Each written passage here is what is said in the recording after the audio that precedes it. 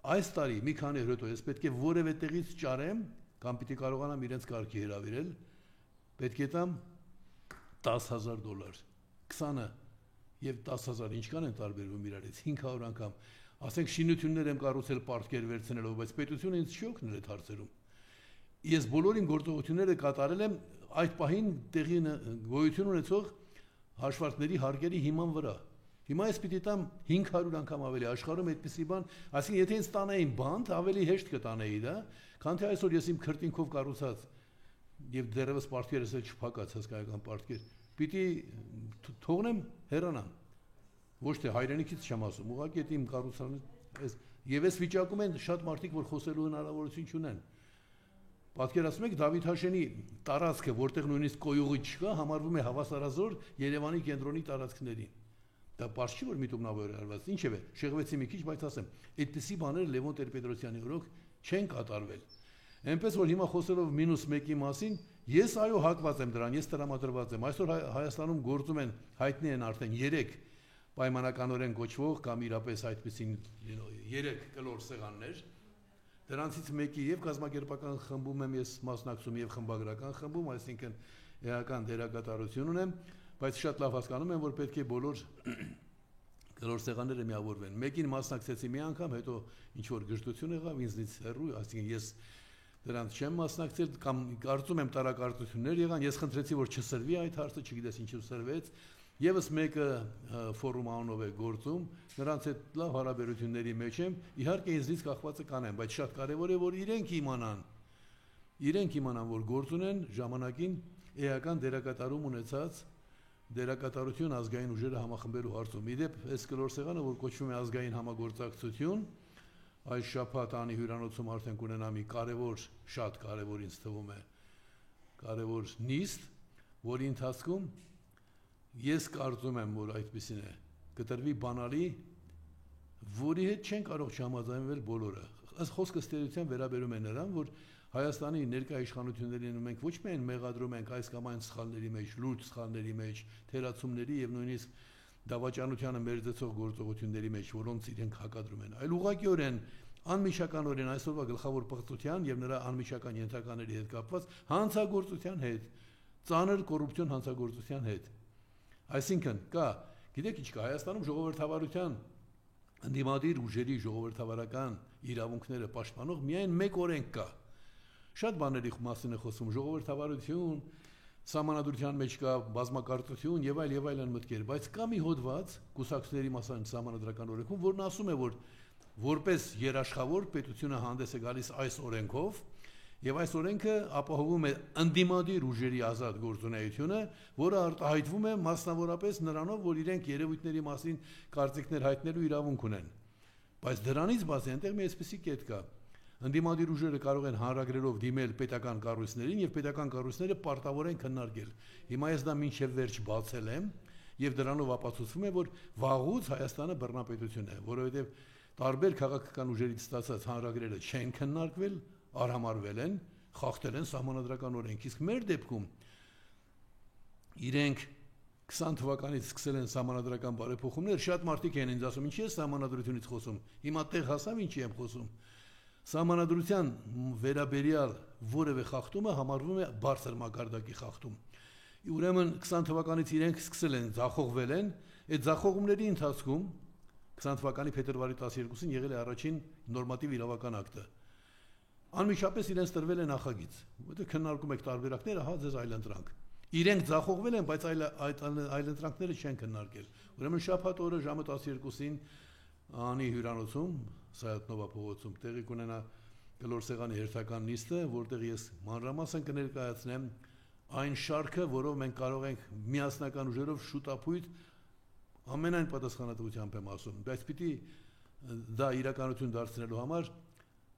բացի մերս կլոր սեղանի ներսում էլ կան խնդիրներ, բայց մյուս կլոր սեղանները նույնպես կարողանան վեր կանգնել եւ ես երաշխավորում եմ, որ նրանցից որևէ մեկին գոնե իմ չափով, իմ մասով ես չեմ ստորադասի,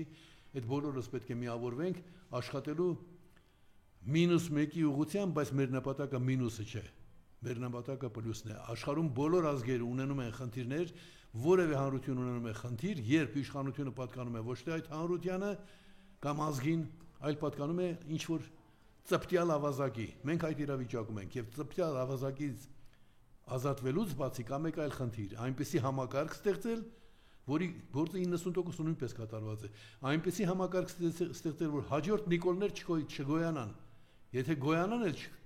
չկայանան քաղաքական միջավայրում, մանավանդ մեր ճակատագիրը տնօրինելու հնարավորություն չունենան։ Ես շնորհակալ եմ, որ դուք հիշում եք 96 թվականի իրադարձությունները։ 96 թվականին մենք այդպիսի ռազմավարական խորհրդյան հարցը չէինք բարձրացրել։ Այս անգամ ես մասնավորապես շաբաթ օրը մեր բոլոր գործընկերներին, նաև այդ անմիջական կլոր սեղանի շրջանակներում չգտնվող Հայաստանի բոլոր քաղաքական ուժերի ներկայացուցիչներին կոչ եմ անում ուշադիր հետևել այդ իրադարձությանը եւ ոչ միայն հետևել, միանալ, պատրաստակամորեն միանալ այս վճռական եւ ի վերջո փրկարար գործողությանը։ Մի կարևոր իրողություն կա, եթե Լևոն Տեր-Պետրոսյանի խոսքերը պիտի կրկնեմ։ Ասած Նիկոլ Փաշինյանը այնպիսի չարագործություններ է իրականացրել, որ հետագայում եկող իշխանավորների համար ահավոր դժվար է լինելու այդ ամենը ուղղել։ Դա ճիշտ է միայն մի դեպքում, եթե Նիկոլ Փաշինյանը չդատապարտվի։ Կարող է դատապարտվել եւ անմեղսունակ ճանաչվել, բայց միևնույն է մեզ պետք է։ Մենք բոլորս գիտենք, այսինքն հայության 90%-ը գիտի, որ գործ ունենք ոչ միայն սրբապիղծ Արարատի հետ, այլ կոռուպցիոն հանցախումբ ստեղծած անձի հետ, բայց եթե նա կանգնում է դատարանի առաջ, միանգամից աշխարհին պարզ է դառնում, որ նրա բոլոր բարբաջանքները, բոլոր որոշումները, բոլոր հայտարարությունները զրո են, որովհետև ինքը եղել է կոռուպցիոն խմբի, հանցախմբի անդամ։ Ցավոք սրտի այդ կոռուպցիոն հանցախմբին միացել են եւ դատախազը, գլխավոր դատախազը եւ հակակոռուպցիոն կոմիտեի նախագահը, բայց կարծում եմ մեր այդ օրը ամսի 18-ին ընդունած հայտարարությունից հետո նրանք նույնպես ստիպված կլինեն մտածել, ասենք հանցակազմ չտեսակ։ Բայց չէ որ դուք ասում եք, ստացել ես 7 դիմում, 7 հանրագիր է ստացել, 17 տարբեր քաղաքական ուժերի աջակցությամբ եւ չես քննարկել։ Եթե դատապարտելու հանցակազմ չկա, դե անմիջապես պիտի պարտադրեն քննարկել։ Իսկ անմիջապես պարտադրել քննարկելը եթե չեն պարտադրում, նշանակում է իրենք հաստատ կապ չունեն իրավապահ համակարգի հետ, իսկ ոչ թե այստեղ եթե այլևս չկա։ Միանում է նաև ներքին գործոց նախարարությունը, ազգային անվտանգության ծառայությունը, դրանք բոլորը մեր ծառաներն են, մեր ժողովրդի ծառաներն են։ Հանրային աջակցությամբ մենք շատ արագ կարողանանք հասնել այդ այլընտրանքային նախագծերի քննարկմանը եւ հայեցակարգի եւ նախագծի։ Իդեպ գիտեք այն սահմանադրությունը, որով ապրում ենք, այս սահմանադրությանը 2 անգամ պակաս ձայն է տրվել, քան կողմ։ Նույնիսկ 7 տարի հետո գիտական հարցումները դրանք լուրջ գիտական ուսումնասիրություն են։ Կարելի է նույնիսկ հիմա հարցում կազմակերպել եւ ճշտել ով է կողմ արտահայտվել այսօր գործող սահմանադրությանը։ Ես այն բանի մասին եմ խոսում, որ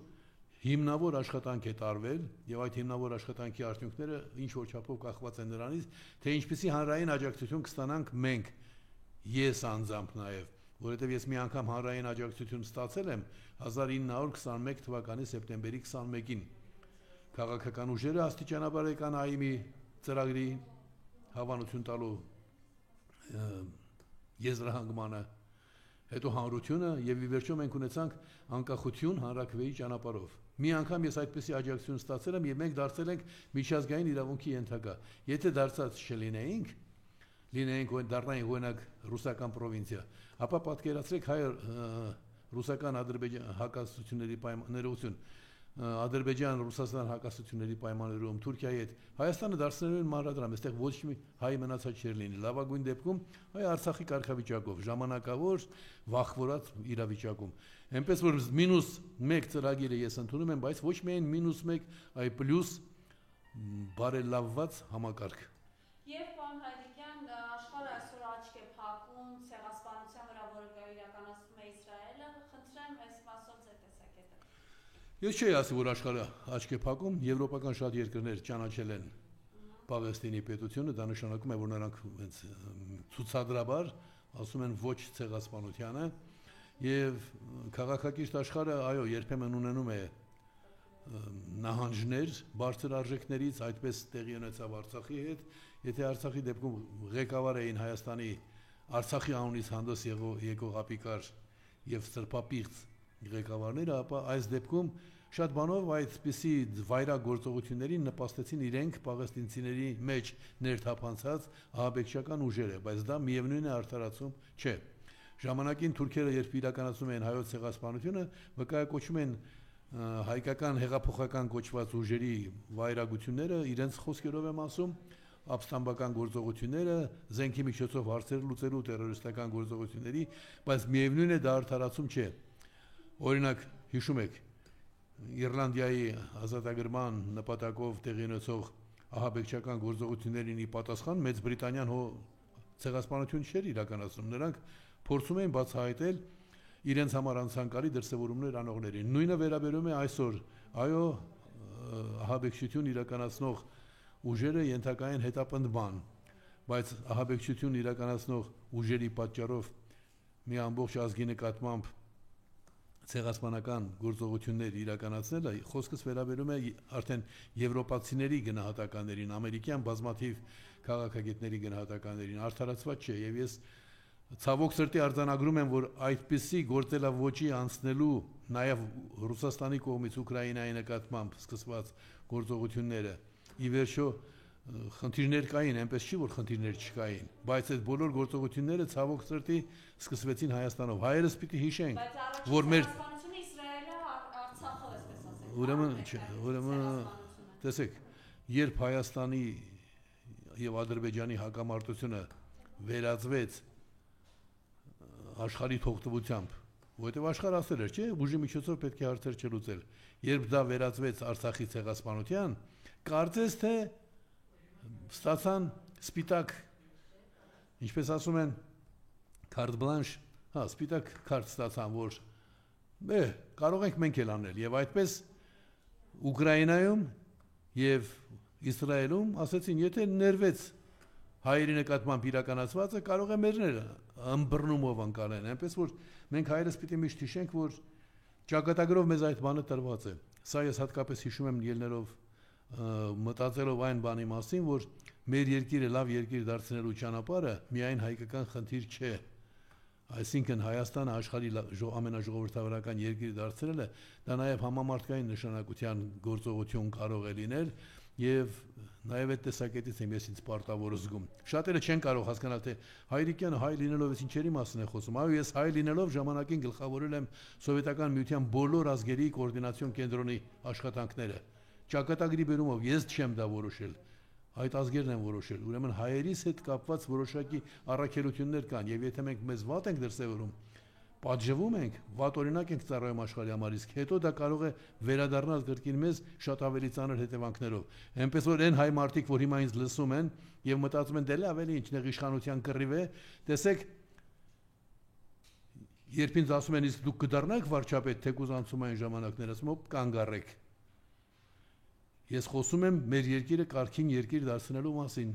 եւ կարգին երկիր դարձնել եթե